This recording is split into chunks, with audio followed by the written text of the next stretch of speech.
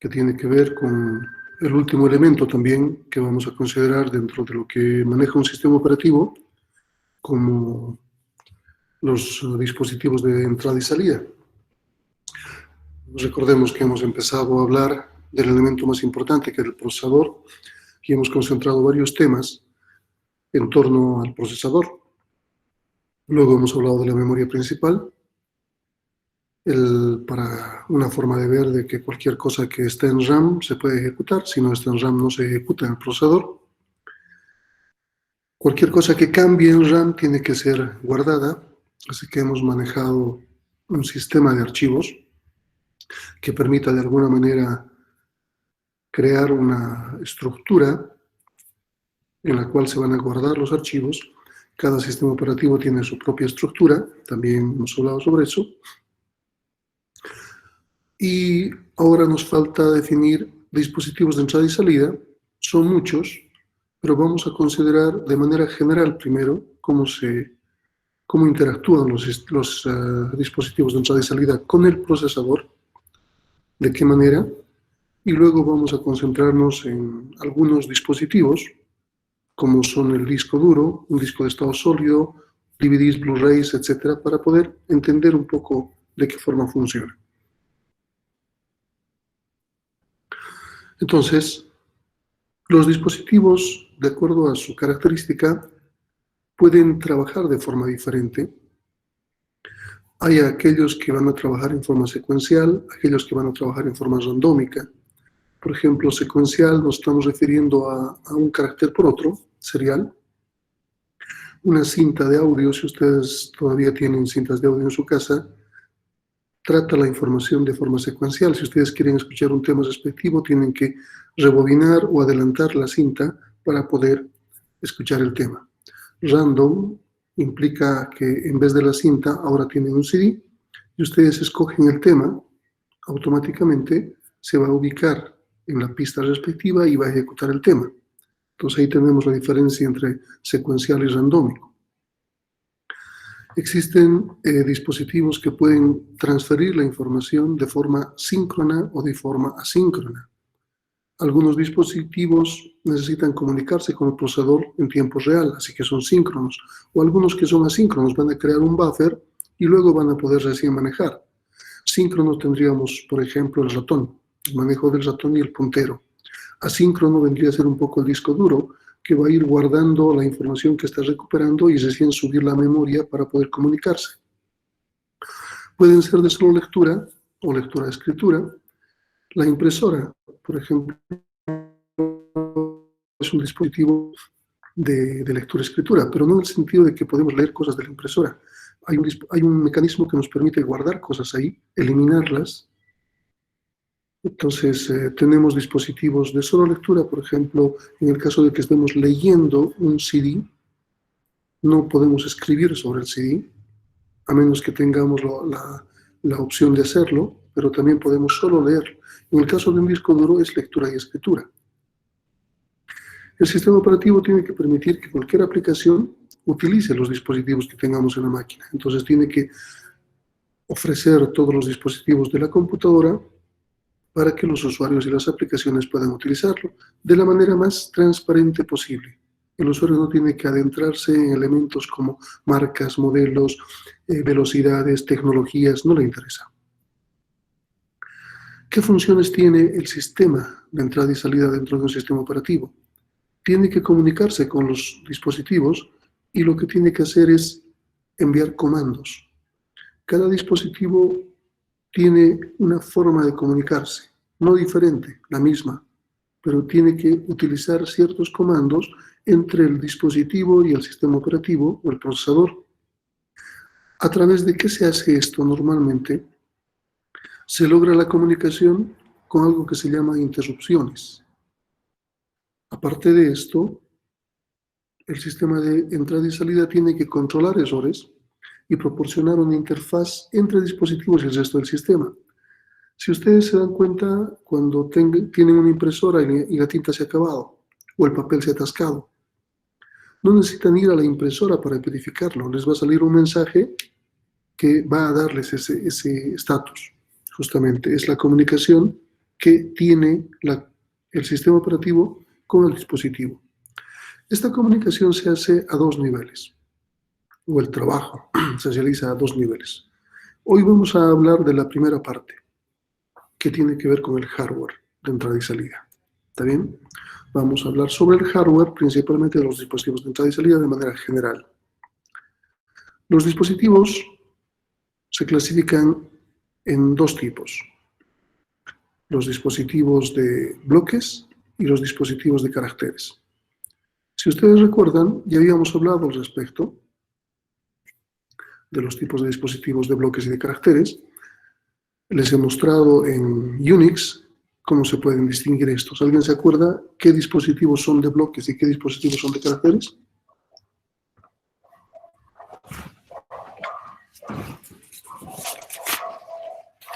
¿Nadie?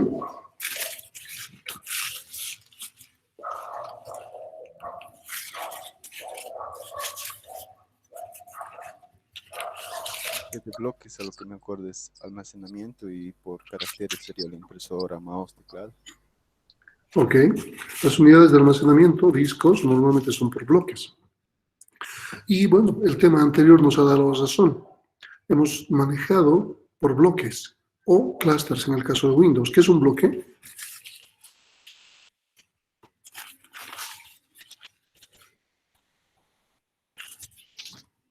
¿Qué es un bloque?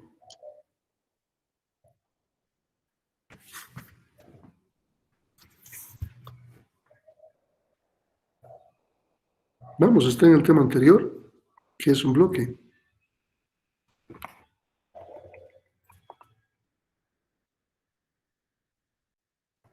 Es un tamaño en el disco que, bueno, pues es lo que se divide, ¿no? Por ejemplo, puede ser de 512 bytes.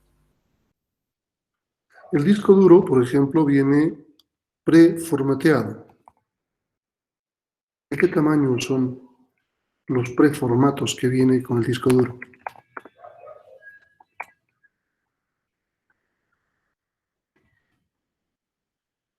¿Lo recuerdan? 512 GB. 512 bytes. Y los bloques que utilizan los sistemas de archivos diferentes, ¿de qué tamaño son?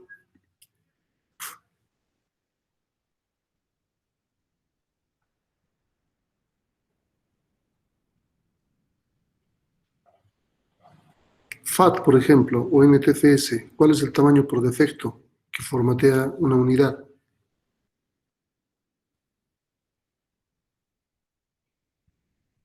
NTFS es 4K, creo, y FAT es 1000.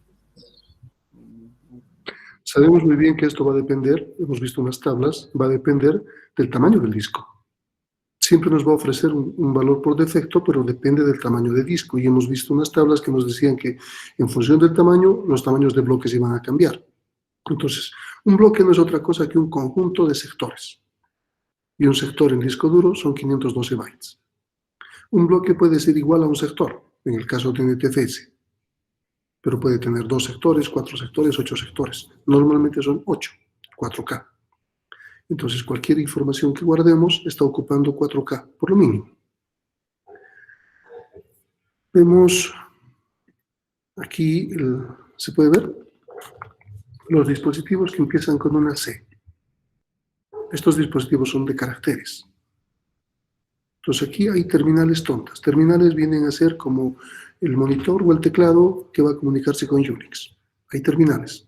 Las terminales, los monitores, los teclados son seriales, son por caracteres. Veamos.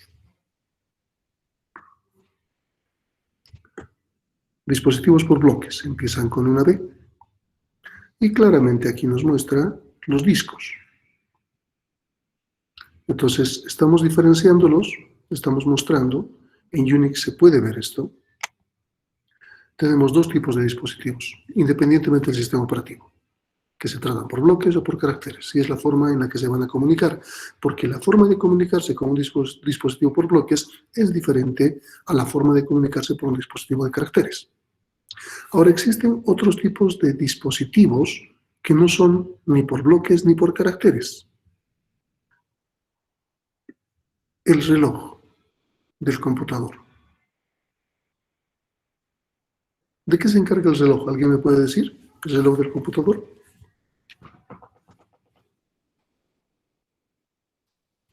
No es el que da la hora. ¿De qué se encarga el reloj en la computadora? Para que el procesador no entre en un ciclo infinito, dije. No, bueno, eso vendría a ser los timers. Ok, genera timers. El reloj genera la frecuencia en la cual el procesador va a trabajar. Le define la frecuencia, le genera los timers de tal forma que el procesador pueda tener una herramienta con tiempos para poder trabajar. Vamos a hablar a nivel de hardware de un concepto importante, el controlador. El controlador no es lo mismo que el driver. Normalmente estamos acostumbrados a ver este término, driver. ¿Alguien me puede decir qué es un driver?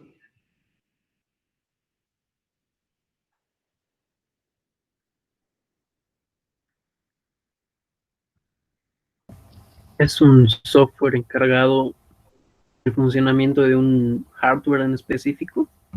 Está bien. Si ustedes compran algún dispositivo especial que su computadora no lo reconoce, necesitan instalar un CD incluido en el dispositivo que va a hacer que se reconozcan las características especiales. Es su driver, su manejador en español. No es un término literalmente traducido, pero no da el mismo significado. Un manejador, no parece lo mismo. En realidad es un controlador software. ¿Está bien? Y Windows le llama controlador justamente al driver. Aunque por cuestiones de confusión es mejor manejar controlador hardware y driver software. Ahora bien, si compramos un teclado que tiene ciertas características especiales, que tiene un montón de botones que controlan todo, hasta pueden llamar por teléfono, no importa, es una exageración. Si el teclado se conecta a la máquina va a reconocer solo las funciones básicas del teclado. Y si uno quiere que esas características especiales, esos botones que están por demás funcionen, tienen que instalar el driver. Muchos sistemas operativos actuales, desde Windows Vista ya ha empezado esto, en el caso de Windows, son plug and play. ¿Qué significa que sean plug and play?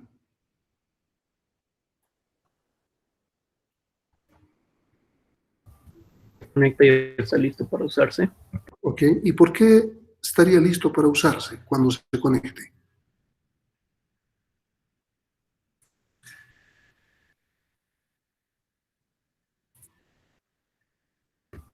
Porque tiene drivers genéricos, por así decir.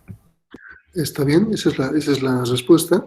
El sistema operativo ya incluye la mayoría de los drivers de todos los softwares más utilizados, en este caso, dentro de una región.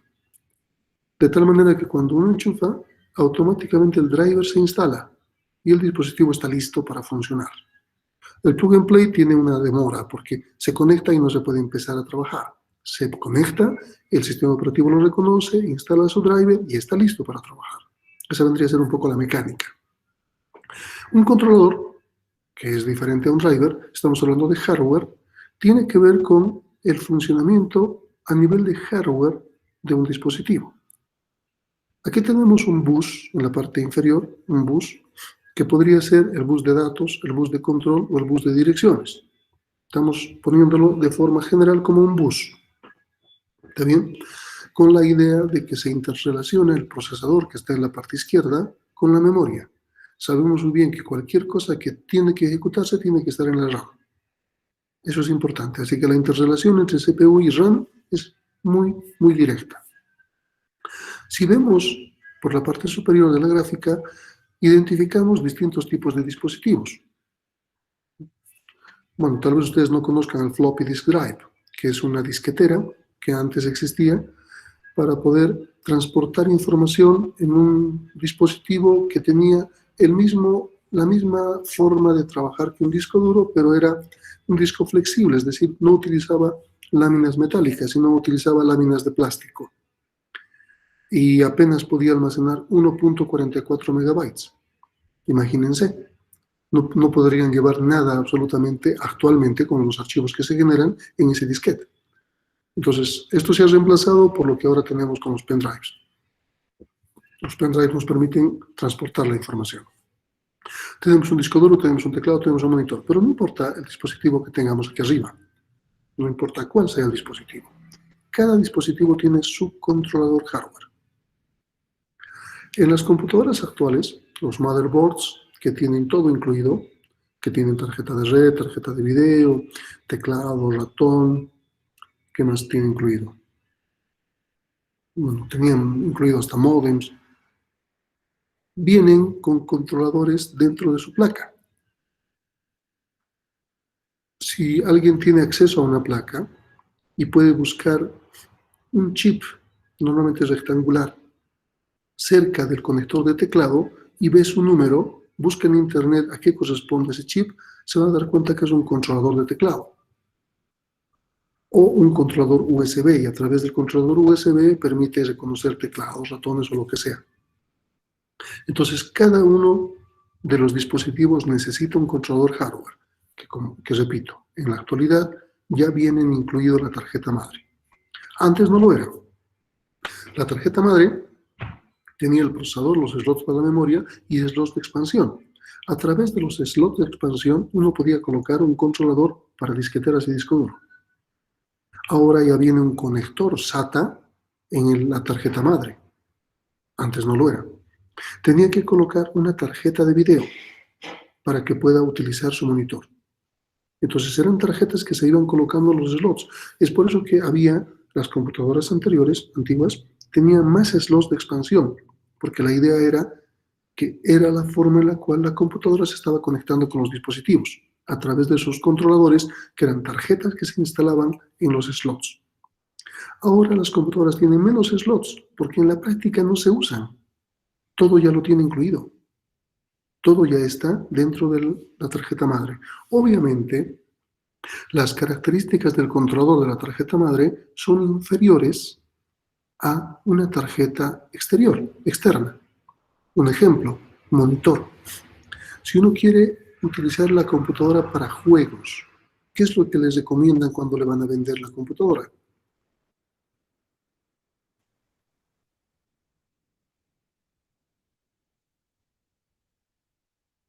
Vamos, ¿no saben cuál es la característica más importante para tener una computadora para jugar? No me digan que ninguno de ustedes juega.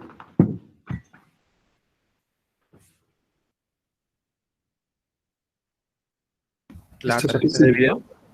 Exactamente, las PC gamers que le llaman actualmente. ¿Cuál es la característica importante? Es una computadora que sirve para todo, en la cual tiene una tarjeta de video que tiene una gran cantidad de memoria. Cuando la computadora, la tarjeta madre, comparte la tarjeta de video, es decir, el controlador de video está adentro, normalmente se reparte la memoria RAM. Es decir, si ustedes colocan 1 GB de RAM, una parte de ese giga va a utilizar el controlador de video como memoria de video. Entonces no tienen el giga disponible para RAM totalmente. Están compartiendo con controlador de video. Ustedes pueden definir desde el BIOS, desde la configuración, cuánto quieren compartir.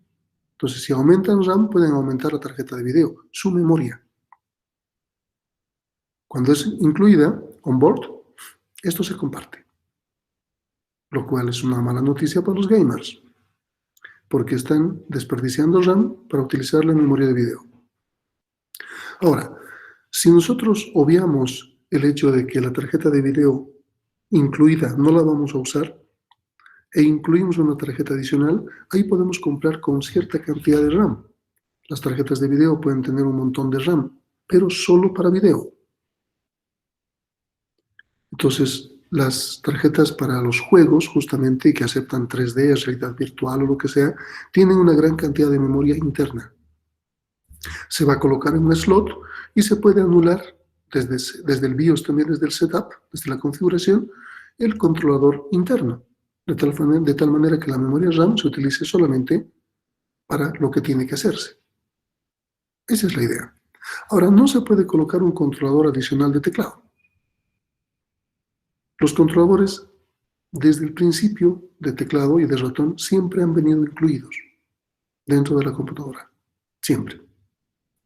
Los de disco duro actualmente ya los tienen, a menos que ustedes quieran instalar un disco de otra tecnología, por ejemplo, un disco SCSI, que es otro tipo de tecnología y mucho más veloces y más seguros. Eso sí necesitan una tarjeta adicional. Entonces, si su disco duro es SATA, simplemente tienen que enchufar la tarjeta madre, porque el controlador ya lo tiene incluido. Pero si necesitan un disco SCSI, utilizan una tarjeta adicional que está añadiéndole el controlador.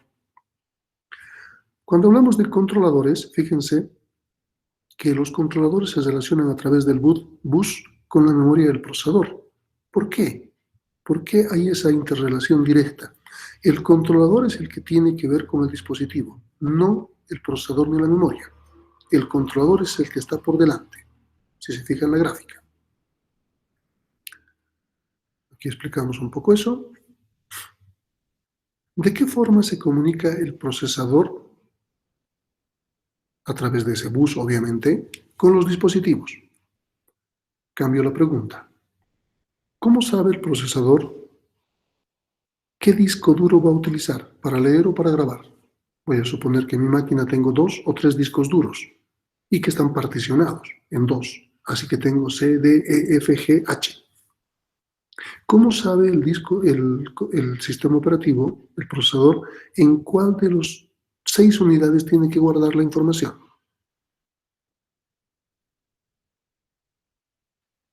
¿Cuántos teclados se pueden conectar en una máquina? ¿Cuántos monitores se pueden conectar en una máquina? ¿Alguien sabe la última respuesta a la última pregunta? ¿Cuántos monitores puedo conectar en una computadora?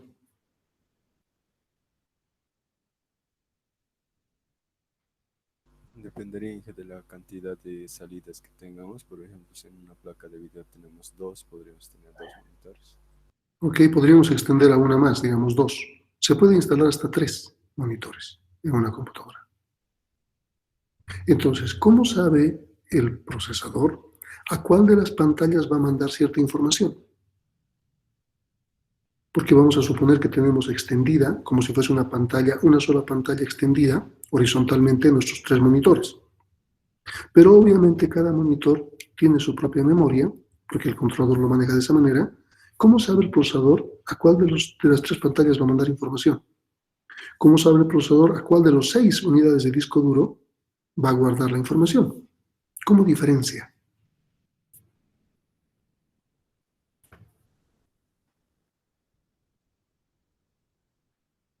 El concepto está aquí arriba. IRQ. ¿Qué significa IRQ?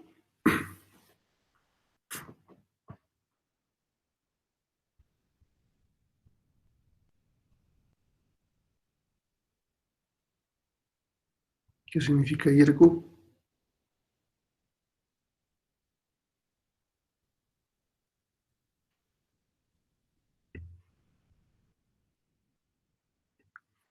IRQ significa Interrupt Request, un requerimiento de interrupción.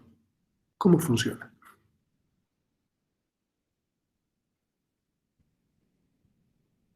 ¿Cómo funcionan las interrupciones?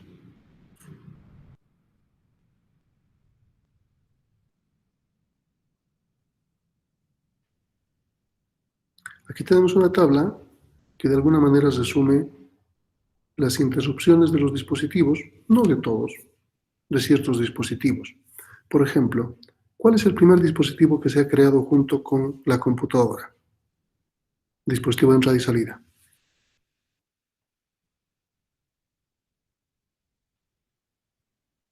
Primera generación de computadoras, segunda generación de computadoras, no importa. ¿Cuál es el primer dispositivo que se ha creado?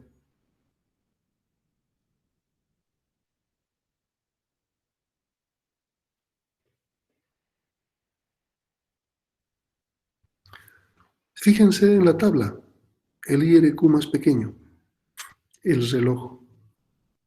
El reloj porque tenía que dar los sincronismos respectivos al procesador. Tiene el IRQ 0. ¿Cuál será el segundo dispositivo que se ha creado? El teclado. Porque ha tenido que ser, teníamos que introducir una forma perdón, teníamos que crear una forma de introducir la información. Entonces, si tenemos que introducir la información, tenemos que sacarla. ¿Cuál será el siguiente dispositivo creado?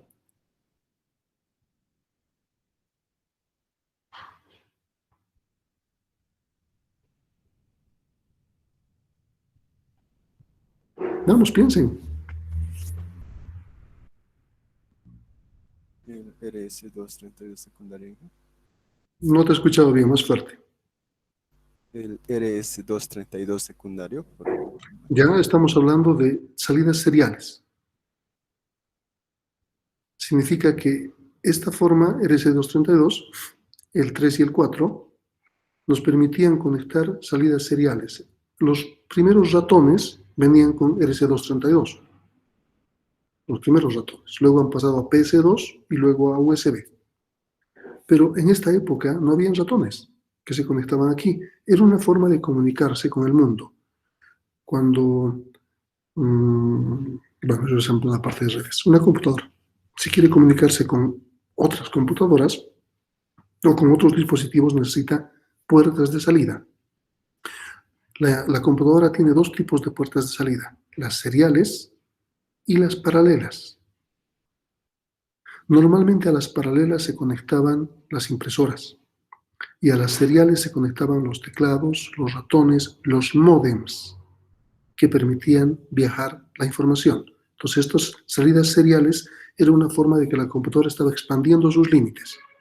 Dos salidas seriales, RS232 secundaria, RS232 primaria, y una paralela, el que se llama impresora. No está bien, vendría a ser el Centronics o LPT, paralelo. No es una impresora, precisamente.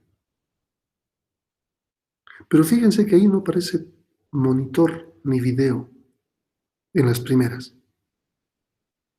Porque las primeras computadoras, ¿cómo se comunicaban? ¿Cómo mandaban la información? ¿A dónde mandaban la información? No era una pantalla. ¿A dónde era?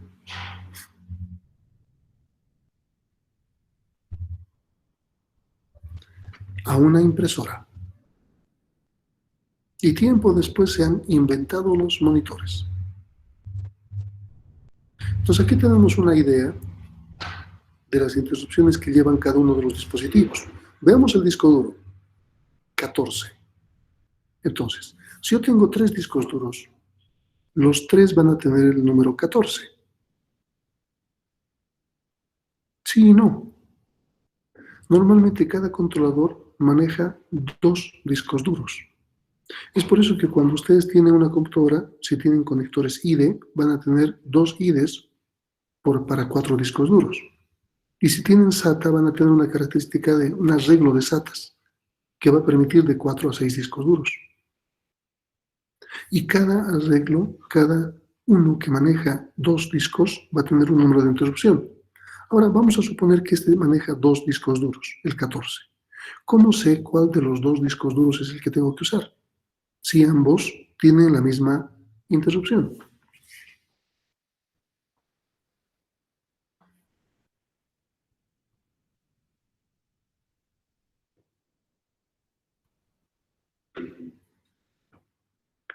La columna anterior me da la respuesta. Hay un rango de direcciones para cada interrupción. Si, por ejemplo, les había dicho, el monitor, ¿cuántos monitores puedo colocar en mi máquina? He dicho 3. Entonces, va a tener una interrupción y un rango, o 3 rangos, un rango, el inicio al final, que me va a permitir colocar 3 dispositivos para que estos rangos me permitan diferenciarlos. ¿A qué se refiere el vector de interrupción? El procesador es interrumpido. Significa, estoy moviendo mi ratón. ¿Se puede ver el cursor? Estoy moviendo el ratón. Estoy interrumpiendo al procesador en lo que estaba haciendo. Y el procesador le está diciendo al controlador del ratón qué es lo que necesito. Entonces, el procesador busca el controlador y su vector de interrupciones.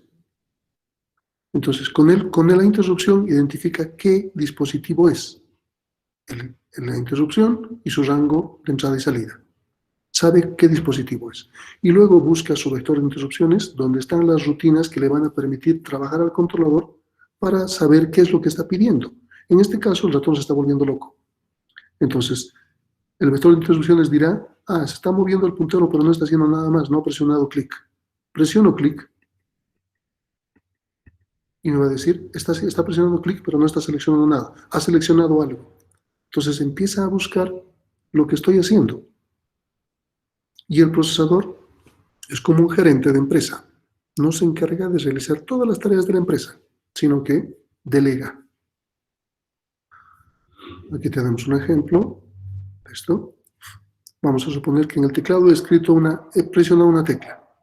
Esta presión de tecla a través del controlador genera una interrupción. El procesador se entera, sabe quién es, delega al controlador. ¿Qué es lo que está queriendo? El teclado.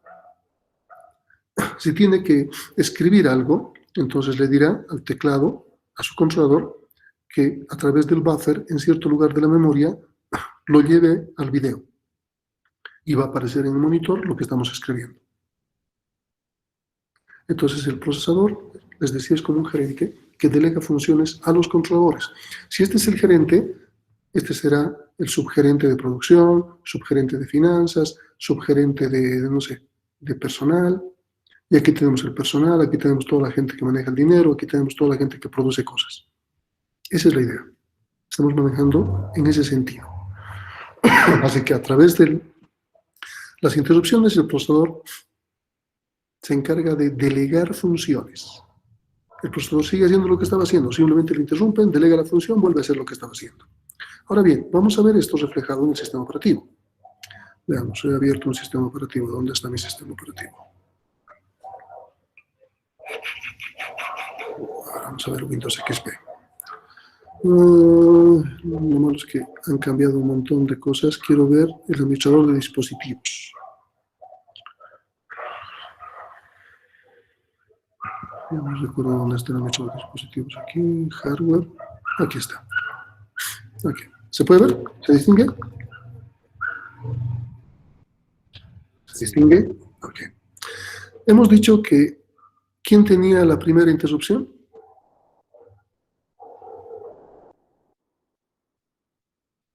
El reloj. El reloj. Entonces busquemos, tal vez estén dispositivos del sistema. Cronómetro del sistema. Vamos a ver sus propiedades. Recursos. ¿Qué número de interrupciones?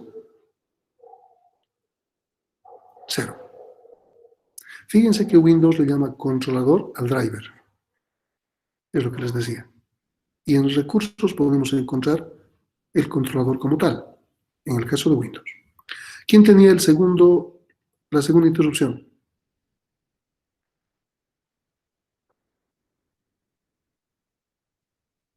Teclado. Teclado. Ok, vayamos al controlador de teclado. Recursos. 1. ¿Cuántos teclados podemos conectar en la máquina?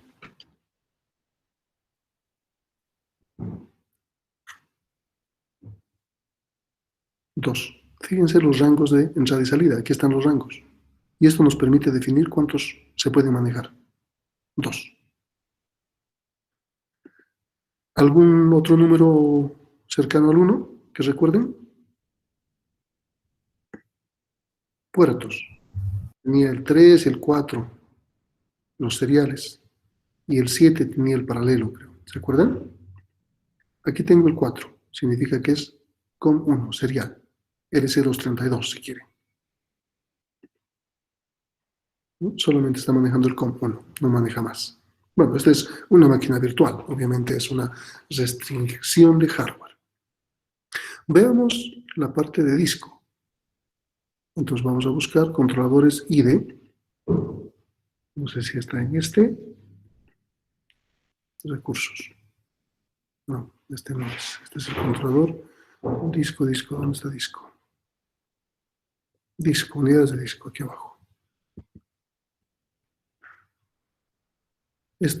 Bueno, está emulando el disco, es máquina virtual. Fíjense, está emulando como un SCSI. Este no nos sirve. Este no es el que estamos buscando.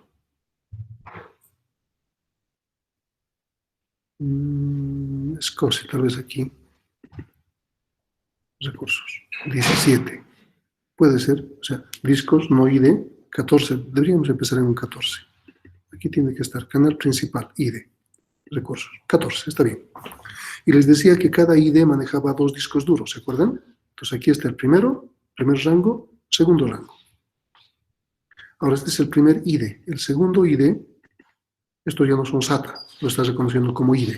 El segundo es el 15 y también maneja 2 discos. Entonces en esta máquina, bajo estas características, supuestamente con ID, estoy teniendo hasta 4 discos duros, la posibilidad de manejar hasta 4 discos duros. Y cada uno con su rango diferente. ¿Está bien? Veamos monitor, teclado, adaptador de pantalla. Me está dando... ¿Dónde está la interrupción?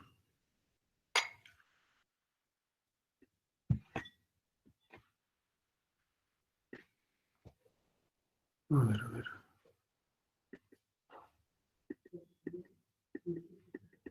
No me muestra la interrupción. Sí, no me muestra la interrupción. Pero no importa. Aquí están los intervalos de entrada y salida. Fíjense, les decía que podíamos soportar 3 monitores, ¿se acuerdan? Bueno, fíjense que esto es virtual. Aquí tenemos un intervalo, otro intervalo, y acá arriba el tercer intervalo. ¿A qué se refiere este intervalo de memoria? También son 3, fíjense, hay 1, 2, y aquí abajo el tercero. ¿A qué se refiere este intervalo de memoria? Es algo adicional a la tablita que hemos visto. ¿Qué es?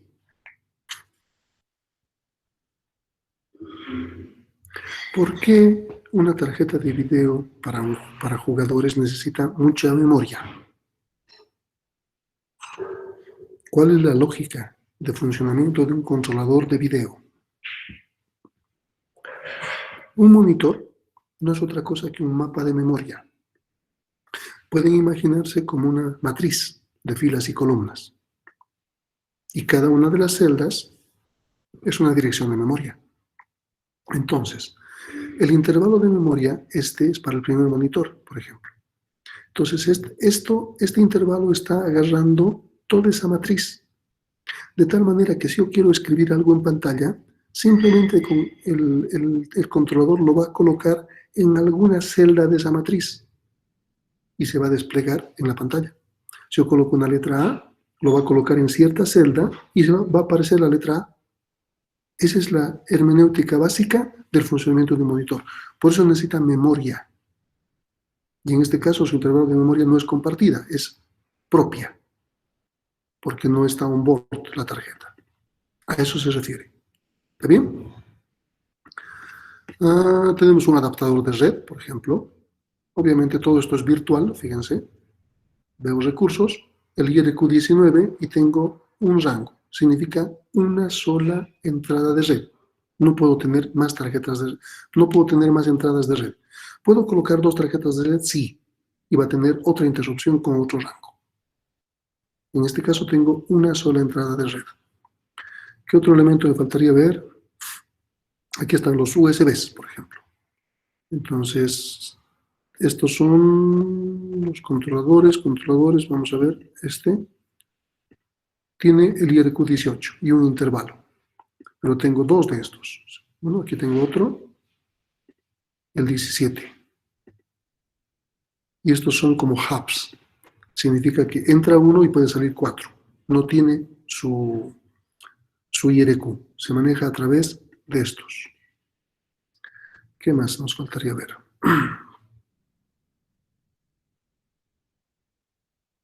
Bueno, creo que es lo básico. Entonces aquí tenemos la prueba de que las interrupciones se manejan de esa manera. Hemos visto claramente verificada nuestra tablita. Hemos comprobado algunos de estos números. ¿Sí? ¿Alguna duda? Esta es la forma en la que se maneja. Hardware. Ok, veamos un elemento que se llama DMA, acceso directo a memoria. Primero, el disco duro se maneja por bloques. Entendido. Pero el disco duro es un dispositivo electromecánico. ¿Ok? que implica que sea electromecánico, que es lento, frente al procesador. Entonces lo que ocurre es que el procesador interactúa con la memoria, hemos visto, con RAM, ¿verdad? Si quiere algo recuperarse del disco duro, tiene que llevarse a la RAM para que el procesador lo ejecute. Hemos visto eso, sabemos. Pero, ¿cómo hace eso? ¿El CPU va leyendo del disco duro y cargando pedazo por pedazo todo a la memoria y luego lo ejecuta? No. Cuando se necesita recuperar un archivo, el procesador tiene que delegar. ¿A quién le delega? Al controlador del disco. El controlador del disco internamente tiene un buffer y elementos como un contador, dirección de memoria. Esto se llama DMA, acceso directo a disco. Perdón, acceso directo a memoria.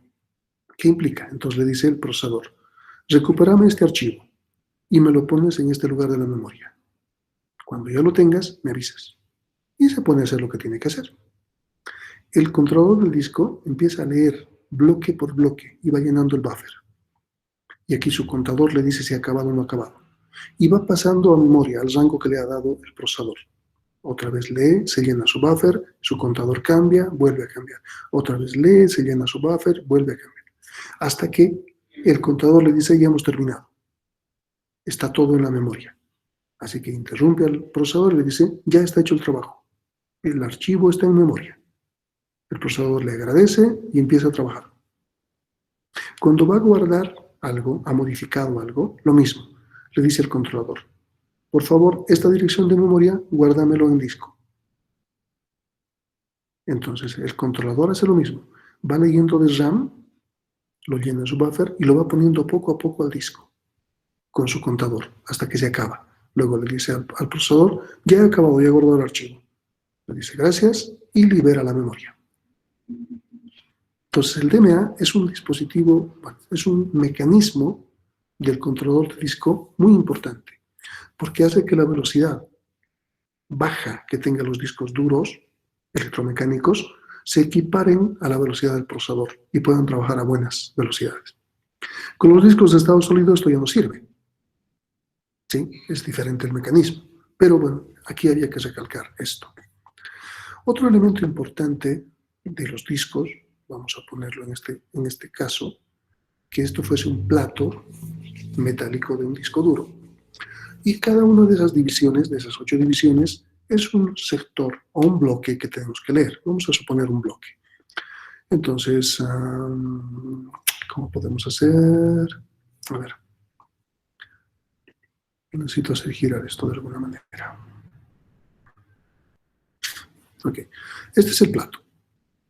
¿Está bien? El cabezal se ubica en este lugar para leer ese bloque. Lee el bloque 0. El disco está girando. Vamos a suponer que el disco está girando en este sentido. No, en este sentido tendría que estar girando. ¿Está bien?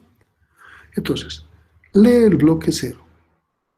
Mientras tanto, el cabezal está transfiriendo la información, el disco gira, pasa por el cabezal el bloque 1. El cabezal aún no ha transferido la información del bloque 0. Sigue girando, pasa la información del bloque 2. Cuando el cabezal quiere leer la siguiente información, la siguiente parte del archivo, ya está en el bloque 2 o en el 3 y no en el 1. Se lo ha perdido. Entonces, para evitar esto, porque los discos giran a 7.200 revoluciones por minuto, a 10.000 revoluciones por minuto, si hacen una analogía, si conocen los discos de vinilo de los tocadiscos antiguos, estos discos de vinilo giran a 33 revoluciones por minuto o hasta 45 revoluciones por minuto. El disco duro está girando a 7.200 a 10.000 revoluciones por minuto. Entonces el cabezal no va a estar buscando todas las partes del archivo. Tiene que tratar de, en el lugar donde está, tratar de recuperar lo mejor posible, lo máximo posible. Entonces no le sirve. Se busca algo que se llama intercalación. Y vamos a hablar de intercalación simple. Otra vez, el disco está girando en ese sentido, el plato está girando en ese disco y el cabezal está recuperando el 0. Mientras está transfiriendo, el 4 pasa por debajo. Y cuando necesita transferir, el 1 ya está en su lugar. Y lee el 1. Cuando está transfiriendo el 1, el 5 pasa por debajo. Y cuando necesita leer el siguiente bloque, el 2 está en su lugar. 0, 1, 2. ¿Qué pasa si la velocidad es mucha y no le permite leer adecuadamente? Podemos manejar una intercalación doble. Entonces, está leyendo el 0, lee el 0, y mientras está transfiriendo pasa por debajo el 3, el 6 y se ubica el 1. Y puede leer el 1. Mientras está transfiriendo el 1, pasa el 4, el 7 y puede leer el 2. Mientras está transfiriendo el 2, pasa el 5 y el 0 y puede leer el 3, y así sucesivamente. Entonces, con la intercalación permite que podamos manejar adecuadamente la información leída. ¿Está bien? ¿Está claro? ¿Alguna duda?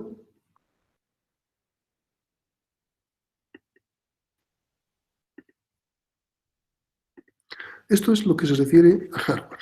¿Está bien? Esto es hardware. El día lunes vamos a empezar a hablar de software. Entonces, todo lo que tiene que ver con hardware, recalcamos lo más importante, interrupciones a través de controladores